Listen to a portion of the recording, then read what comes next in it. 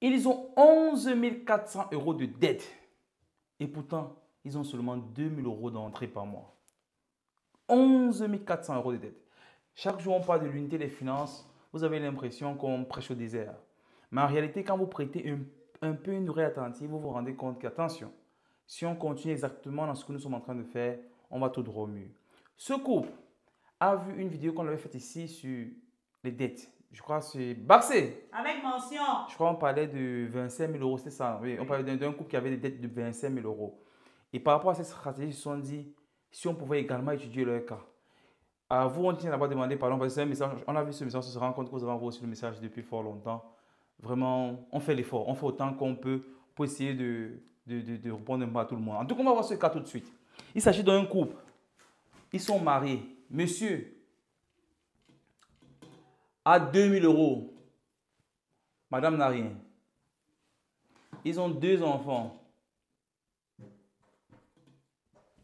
Mais tenez-vous bien, ils ont 11 400 euros de dette actuellement. 11 400 euros de dette. Bon, tout ça, c'est en euros. Hein. 11 400 euros de dette.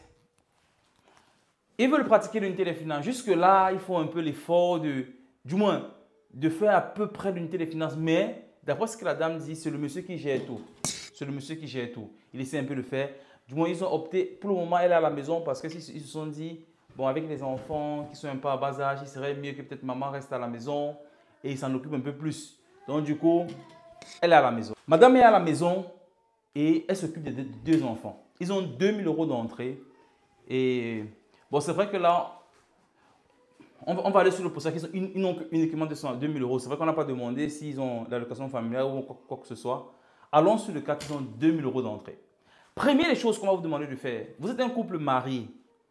Donc, on va vous demander de ne plus fonctionner comme monsieur et madame, mais de fonctionner comme un couple marié. Vous êtes un. Donc, de fonctionner dans l'unité des finances. Et c'est quoi l'unité des finances? L'unité des finances, c'est 2 personnes mariées qui se mettent ensemble financièrement, mais pas que. Parce que, voyez-vous, les finances ne sont que la partie visible de l'iceberg. Un couple qui se met ensemble, qui devient uni dans les finances, en réalité, travaille l'unité dans toutes choses. Dans toutes choses. Avant de progresser dans ceci, je ne sais pas si tu es au courant du paradis des couples. Est-ce que tu es même au courant du paradis des couples? Nous sommes à quelques mois, près de 2 mois et quelques jours du paradis des couples à Kribi, du 9 au 11 janvier. Il sera question de s'évader, de laisser un peu tous ces calculs-là, les enfants, la famille, les projets, tout ce qui vous préoccupe au quotidien et de vous retrouver rien que tous les deux. Ensemble avec d'autres couples, on va passer un moment extraordinaire. Les débats, les échanges, mais surtout des jeux ensemble. Donc n'hésite pas à t'inscrire dès à présent sur le lien qui s'affiche. Et ensemble, on va passer un week-end extraordinaire à Kribi et ensuite en Europe et ensuite au Canada. Bon, revenons à nos mots-et-tons. De toutes les façons, ici, on a déjà les entrées. Donc, ce qu'on vous recommande, première des choses qu'on vous recommande d'abord de faire, c'est d'être un. Soyez unis, les amis. Ne vous aimez pas seulement sur le papier. Soyez aussi unis dans les finances. Soyez unis donc. On va supposer ici que vous êtes unis désormais. Et la famille a 2 000 euros d'entrée par mois.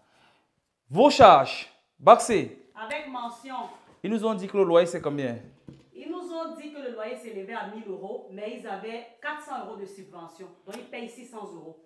Donc, ils payent 600 euros. Ils ont 400 euros de subvention. Oui. C'est bien. Super. OK. Nutrition. 500 euros par mois. Elle est rationnée à hauteur de 500 euros. Quoi d'autre? Bon, il y avait l'école des enfants. Elle a aussi souligné que ce sont les charges fixes qu'elle connaît exactement. Sinon, le reste, Wi-Fi et autres, elle a mis à 150 euros. Et les enfants, elle a mis à combien? 250 euros. 250 euros. OK. Donc, on a les enfants, là, 250. Elle a dit le Wi-Fi. Et autres. 150 euros. 150 euros. Ça, c'est ce qu'elle connaît. Ça, c'est ce qu'elle connaît. Voici les charges d'après elle. Et il faut non comment de la dette? Non, elle a dit qu'il n'en parle pas parce que justement, comme elle ne gère pas, elle ne sait vraiment pas comment l'argent se gère à part les charges, mais elle pense que son mari serait ouvert. C'est pourquoi elle nous a envoyé le message, quoi. Pardon. Donc, ils n'ont rien alloqué pour les dettes. Super. Donc, concentrons-nous maintenant sur ces charges. Supposons que voici les charges. Pas d'argent de poche non plus, rien. Pas d'argent de poche, rien. Donc, ça veut dire qu'elle n'a rien vu qu'elle n'a pas de salaire. Et voilà un autre problème du manque d'une téléfinance. Parce que très souvent, quand l'un des partenaires ne rapporte, j'allais dire rien, non, mais quand le partenaire n'apporte rien financièrement, on a l'impression, on a la tendance à réduire son apport dans le foyer. Mais ce qu'elle fait est également important. Elle prend soin des enfants au détail près. Elle prend soin des enfants. Du coup, ça fait que toi, tu ne te poses plus beaucoup d'autres questions. Qui va aller récupérer les enfants? Qui va s'occuper des enfants? Il y a plein de questions auxquelles tu ne te poses plus parce que madame est là, parce qu'elle est à la maison. Maintenant, ça peut être une stratégie. Peut-être vous avez décidé qu'elle reste à la maison. Peut-être il faut qu'elle aille travailler. Vous avez une subvention de 400 euros. Je ne sais pas pour combien de temps, mais peut-être c'est pour un temps précis et qu'après ça va changer. Donc, première recommandation ici, c'est madame. Et on ne sait pas, elle n'a rien dit par rapport à l'allocation des enfants. Elle n'a rien dit. Ce qu'elle n'a pas mentionné, on fait l'effort d'éviter également. On suppose que les seules entrées, c'est 2 000 euros. Donc, première recommandation, madame, si tu peux, c'est de faire un mini-job, un petit quelque chose qui ne te prend pas nécessairement à 100%, même pas à 50%, peut-être même à 20%. Un petit boulot même de 10% par semaine. Je ne sais pas. Si sur 40 heures de travail la semaine, si tu travailles même 10 heures, quelque chose, même 5 heures, qui te fait avoir également quelque chose. Pas parce qu'il faut absolument que tu apportes, mais ici surtout parce que vos rentrées sont peu par rapport à vos charges et vos dettes. Donc s'il y a moyen de faire quelque chose, un petit boulot de 5 heures la semaine, de 10 heures la semaine, peu importe, qui peut te rapporter quelque chose, c'est tant mieux. Mais allons d'abord sur le postulat que tu n'as rien actuellement. Ok, monsieur, tu as tout intérêt à travailler avec ta femme ici. Pourquoi? Parce que quand les situations ne vont pas bien, on a l'impression de mieux je garde dans mes poches, mieux je contrôle tout pour bien gérer. Sauf que quand tu vas commencer avec ceci, demain tu vas en vouloir peut-être à madame de ne pas être autant ouverte que tu ne l'es ou bien que tu ne pensais l'être quand elle ne travaillait pas. Parce que là maintenant elle souffre honnêtement, elle ne sait rien des finances, c'est toi qui gères tout. Tout ce qu'elle a comme budget, c'est 500 euros de la ration et c'est dans ça qu'elle peut-être elle a ses petits gombos qu'elle peut avoir. Alors que si tu l'intègres dès à présent, demain quand les jours meilleurs viendront, il sera encore plus facile de continuer de travailler en unité. Donc, tout le loyer, vous êtes plutôt bien avec la subvention que vous avez. Mais vous avez plutôt intérêt à augmenter vos entrées pour que si la subvention décale ici, que Moi, je pense que vos charges sont correctes. Déjà, même ici, c'est combien? On est à combien? Avec 2 enfants, déjà, c'est baxé. 1 500 euros de dette, de charge. De charge, ça fait 1 500 euros. 1 500. Sans compter là qu'il y a plein d'imprévus. Oui. J'imagine vos familles, comment vous les gérez, le transport, comment vous gérez. Et là, vous êtes à 1 500. C'est déjà très sur mesure déjà. Je comprends pourquoi il parle de tension. Monsieur qui ne s'exprime pas, madame non plus. Et vous savez aussi, vous les dames, le problème avec les hommes parfois, c'est quand ils ne se sentent pas capables de maîtriser les finances de la famille, ils se renferment souvent. Donc moi, je pense que provoquez un dialogue ici, essayez d'en discuter, essayez de vous comprendre pour pouvoir trouver une situation à vos charges. De toutes les façons, revoyez vos charges pour que vous soyez ici, parce qu'avec ce qui va encore venir, votre épanouissement, la famille également, qu'il faut qu'elle vive. Si vous restez seulement triste parce que vous avez les dettes et tout, ça ne va pas donner. Donc, recommandation, madame, il faut que vous ajoutez quelque chose ici, au 2000. Soit, monsieur, en plus de son boulot, fait un mini-job quelque part qui va augmenter les entrées de la famille et tout en laissant donc madame s'occuper pleinement du foyer, en se disant que maman reste avec les enfants. Mais sinon, si monsieur, ce n'est pas possible déjà que maman fasse l'effort d'avoir ne serait-ce 400 euros par mois, de 400 euros par mois. Du coup, vos entrées seront de 2400 désormais. Donc, madame, il faut que tu trouves une solution. Du moins, pas madame uniquement. Mettez-vous ensemble, trouvez une solution pour que madame fasse un petit quelque chose qui peut rapporter 400 euros. Vous avez 2400.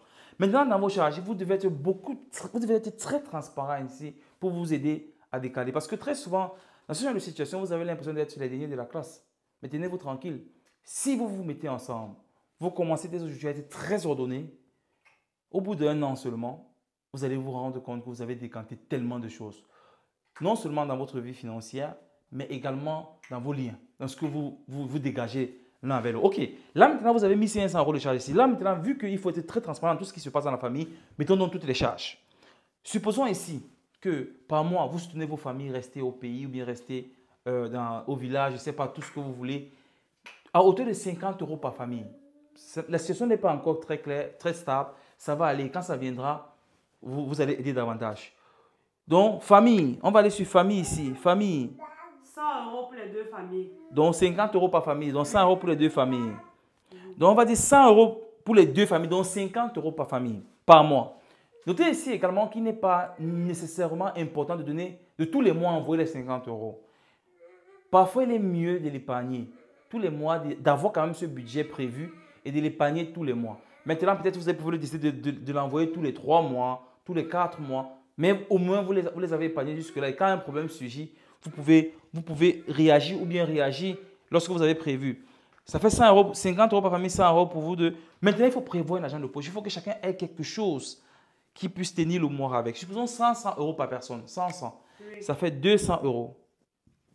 Ça fait 200 €. Supposons également que la famille, ça c'est votre argent vraiment pour gérer vos petits problèmes. Maintenant, supposons que la famille a besoin d'un budget également pour d'épanouissement. Vous avez besoin de sortir de temps en temps avec les enfants, vous épanouir. Le transport aussi. De transport. Il y a le transport qu'on oublie. Il y a le transport également qu'on oublie. C'est vrai. On va mettre transport 100 €. On va prévoir un transport 100 € et on va prévoir un épanouissement de 100 € de la famille. Là, on monte à combien? Là, ça fait déjà 500. C'est ça? Là, nous sommes à 2000. 2000.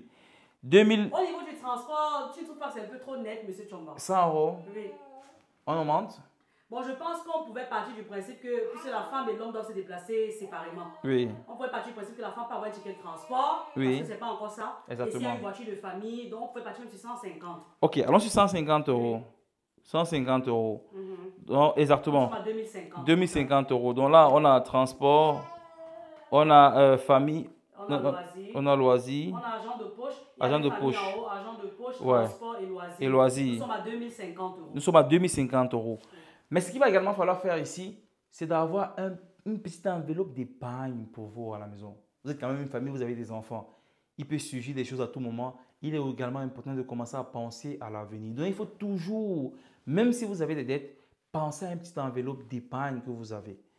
Donc là, vu que la situation est également compliquée, on va prévoir une enveloppe dans laquelle vous mettez tous les mois 100 €. 100 €.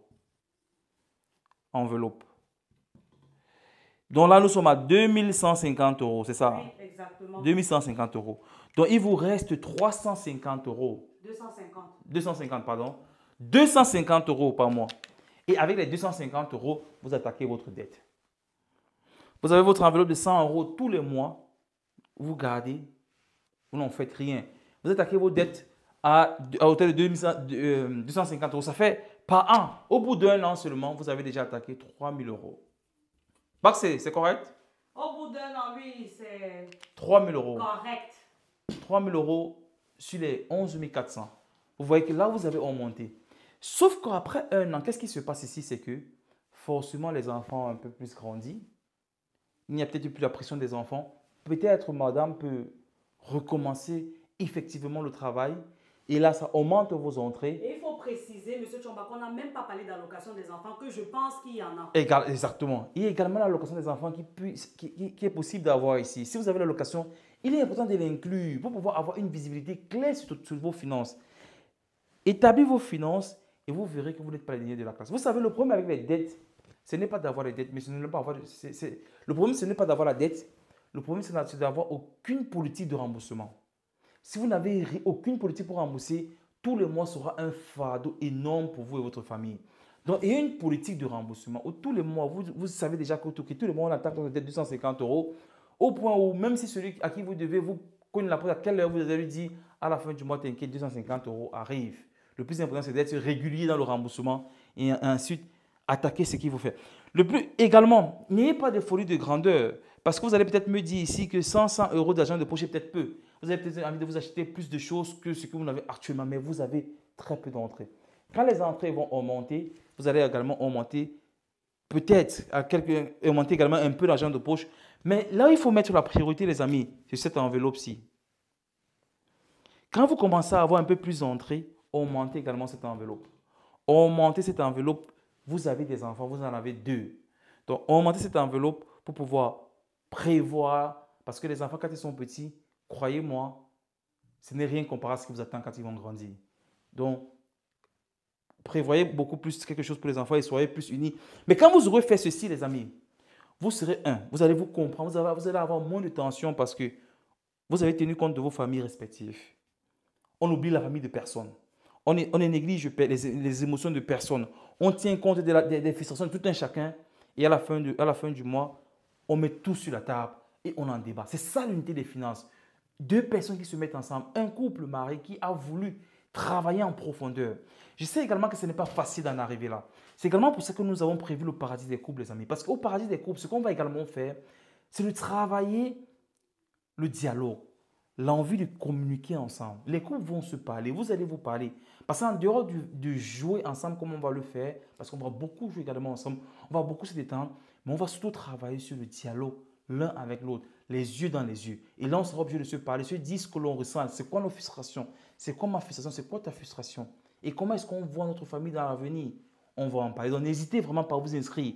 Du 9 au 11 janvier à Kribi, du 24 au 2026, du 24 au 26 juillet 2026 à Amsterdam et du 21 au 23 août 2026 au Canada.